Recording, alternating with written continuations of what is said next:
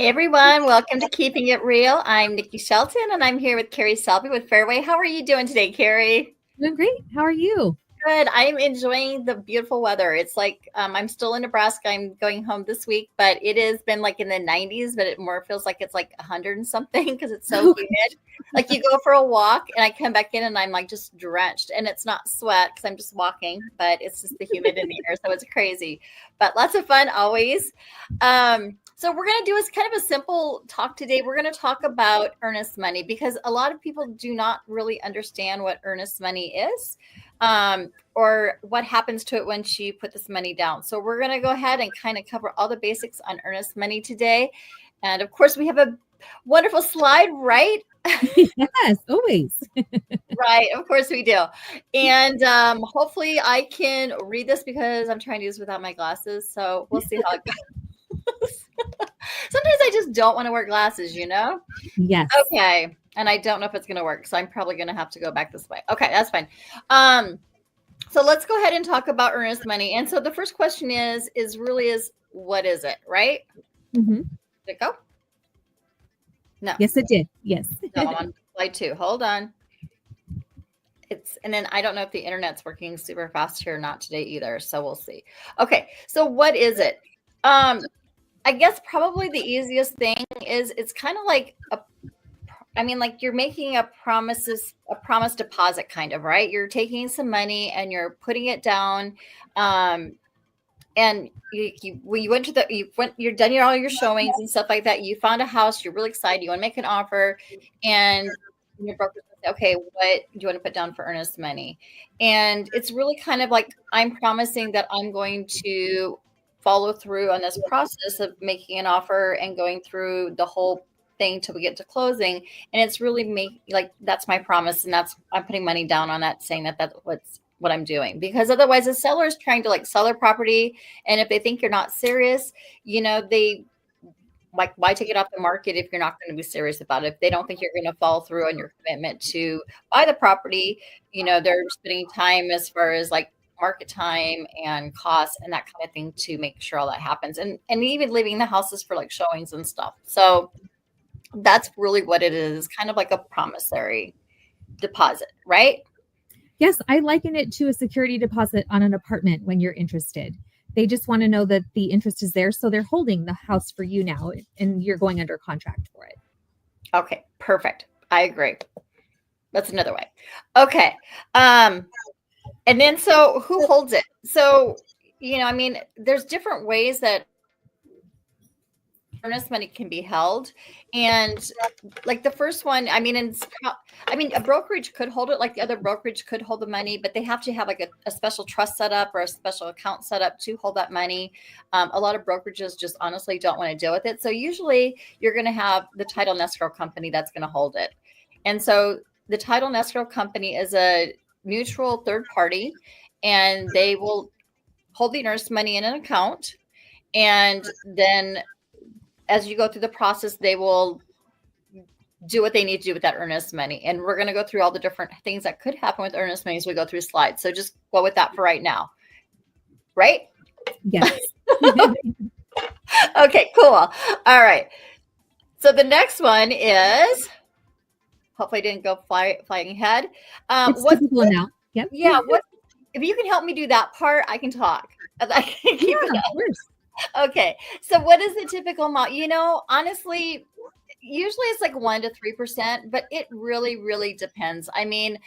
It really depends on the market. It depends on how many other offers there might be on the table. There's just so many factors that there's not a set amount. And it doesn't even have to be money. You could say, I'm going to put my car down and as earnest money. Most people don't. Most people put a dollar amount down, but you can put other things down too. So it doesn't necessarily have to be, it doesn't have to be money, but usually that's typical. And typically is between 1% and 3%. Isn't that what you're seeing out in the market right now? Definitely. And that's one thing I prepare buyers for. There are a few out-of-pocket expenses that you'll have up front, and that's one of them. Perfect. Okay. And again, it depends. If you're having multiple offers, you might want to put more money down than if you're not. And we'll go over through that in just a second here. Okay. So the next one. why it matters, Of right? course. Yeah. Okay, so like I was just kind of hinting about here. So if you have, I mean, if the market's slow, I mean, like right now it's kind of turning into a buyer's market and there's not as many buyers out there, so you're not competing, you might be able to put down a little bit less, maybe, maybe 1% or maybe even, it could be less depending on that, depending on how long that house has been sitting on the market. And the best way is probably talk to your real estate broker about what their thoughts on that are. Um, but if the home is like multiple offers and stuff like that, you may want to put a higher amount up there because that's really going to, oh, they're very serious about this. I mean, like if somebody's offering me, let's say $1,000 versus $3,000 an earnest money, and we'll talk about why that number is important. But obviously, more money would be a better thing. So if they're offering me 3,000 versus 1,000, I would say this person's probably a little bit more serious than the person who's only offering one. So in cases of like multiple offers, that could be a deciding factor for the seller. And one thing I like to share as well is that it's a deposit on your closing costs. So it's not like it's going to be extra money that you have to bring to the transaction. If you have the money up front, just have it held in an account where it's secure and it'll just be applied to your closing costs at the end of the transaction. Okay, perfect. And we will talk a little bit more about that too. And the next one is, when is it refundable? And I like this one because this one is, I always kind of, I mean, it's refundable as long as there's things in the contract that is going to let you out of the contract. And there's sometimes where, you might be in the middle of a contract and you find out stuff and it's not going to work. But I like kind of call them the 3 outs. And the first one is your inspection. The next one is your financing. And the last one is your appraisal. And so for like the inspection, let's say you put some money down and you put $1,000 down. I'm just gonna use 1,000 because it's a fun number. But you put $1,000 down and you go through the inspection and you find the inspection has got a whole bunch of there's a whole bunch of issues with the house that you didn't know about, that your inspector found, and the seller is just absolutely not able to or not willing to work with you on. You can actually call the inspection out and say, you know what, it's just not going to work and I want my earnest money back, and you can walk away and that is okay. Same thing for financing. Why don't you go and take that one? Well, sometimes the financing can change depending on the interest rates. If you are real close to your debt to income ratios and the interest rates happen to go up a little bit, your financing could potentially fall through, or you forgot that you're not supposed to buy a new car before you purchase a home. And so in that case, your financing can also fall through because we didn't count that payment against you. So that is definitely another way to get out of the contract.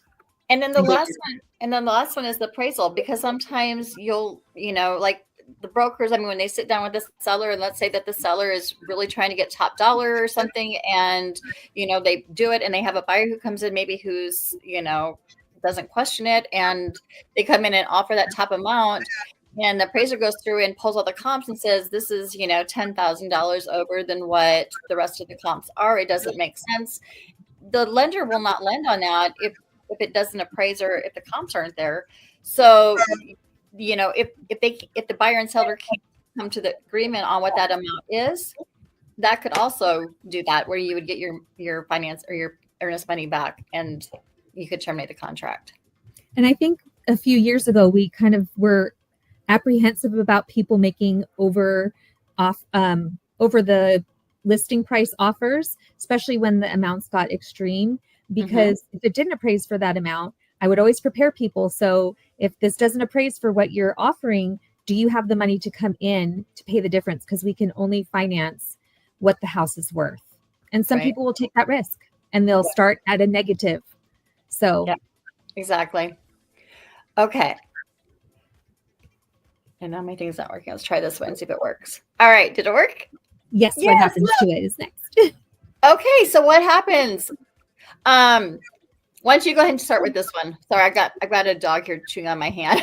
That's okay. And I kind of covered it a little bit anyway. Everything that you put down for earnest money up front is going to be applied to your down payment and your closing costs. So if your down payment and closing costs are going to be about $20,000, you want to put half that down up front, you can do that for sure. So it's not extra. It's just it's once again another deposit that you're putting into an escrow account for your half, maybe the first half of your fees. Right. So kind of what they do is they put it in the escrow account, like Carrie's saying. I'm just going to kind of reiterate what she was just saying, but they hold it there. And then it can go to like your closing costs. It can help pay down this and that, but it's actually your money, and it's just the escrow company is just holding that money for you. But there's times, like when I was saying, like, there's times where you can get out of the contract. There's also times where you can't. And I don't know if that's the next slide or not. Is that one it? It is when it can be lost. Yeah.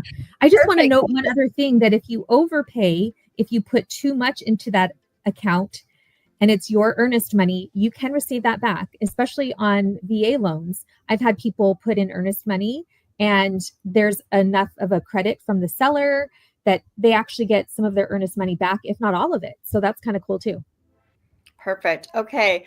And so, but when you can't do it, and I always tell my buyers this, I said, you have outs, and there's other outs too within the contract that you're going to be signing. And, hopefully your broker's going through and they're talking through you every step of the way and telling you these are your different things that you can get out. I mean, there's actually there's like a neighborhood contingency in most of the things. And if you were to like maybe be here one day and like you're new to the area, you put an offer and you come back and you drive by at night and you see, there's a whole bunch of people hanging out in the street and it freaks you out or something, you may want to terminate based on that neighborhood contingency. There are different little smaller contingencies within a lot of the purchase and sale contracts, but those are the kind of the main ones.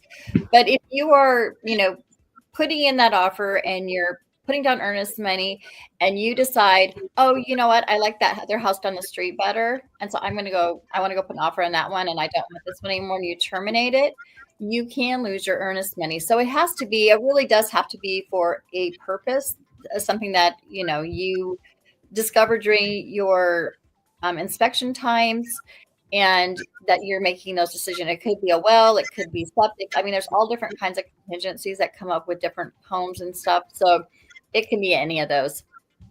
And if you just have cold feet, it's actually not fair to the sellers who then wasted however much time you were under contract. So it's almost like, just kind of an inconvenience. Right. You have to put it back on the market, relist it. It's a lot of work. Maybe that's what they should call it, an inconvenience fee. That's right. Okay. All right. This one, what is it? This was saying. Quick example, conceptual. Okay, so let's talk about what this would look like. So let's say that I'm buying a $500,000 home, which is kind of a average-ish price across Kitsap. And there's not a whole lot of stuff going on in the market. There's not a whole lot of buyers. So I say, you know what? My broker says, hey, put down 1%. So you put down $5,000.